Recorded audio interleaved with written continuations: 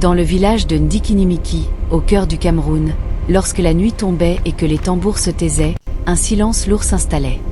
Les anciens murmuraient un nom que les enfants n'osaient pas répéter, Manimbe. On disait qu'il était né un soir d'orage, sous un ciel déchiré d'éclairs rouges, et que son premier cri ressemblait davantage à un rugissement qu'à celui d'un nouveau-né. Manimbe vivait à l'écart du village, dans une case entourée d'ossements d'animaux blanchis par le soleil. Le jour, il marchait parmi les habitants, le regard fuyant, les épaules larges et silencieuses. Mais la nuit, quelque chose changeait.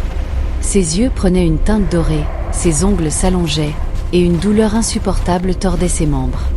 Les villageois racontaient avoir entendu ses os craquer, sa peau se déchirer dans un bruit humide et atroce, laissant place à une fourrure noire comme la cendre. Ce n'était pas une simple bête. C'était un lion noir, immense, aux crocs luisants sous la lune. Son souffle empestait le sang frais, et ses griffes labouraient la terre rouge du village. Lorsqu'il rugissait, les chiens se cachaient, les coqs tombaient silencieux, et même les esprits semblaient se figer. Un soir, après une dispute violente avec certains villageois qui l'accusaient de sorcellerie, Manimbe disparut dans la forêt.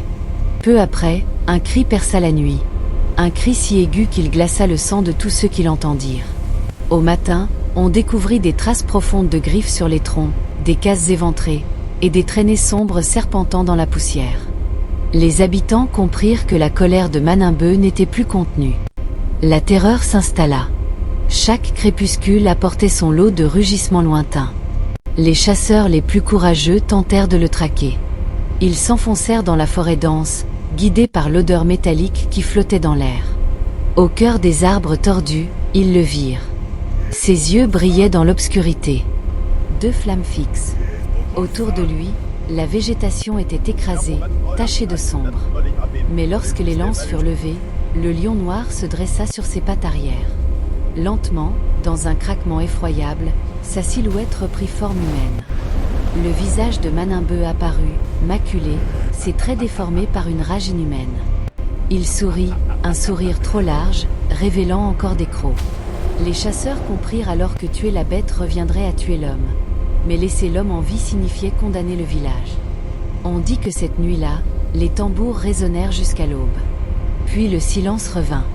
Aujourd'hui encore, à Ndikinimiki, lorsque le vent souffle entre les cases et que les ombres semblent plus épaisses que d'ordinaire, certains jurent entendre un rugissement étouffé, comme si la malédiction de Manimbe n'avait jamais vraiment quitté la terre rouge du village.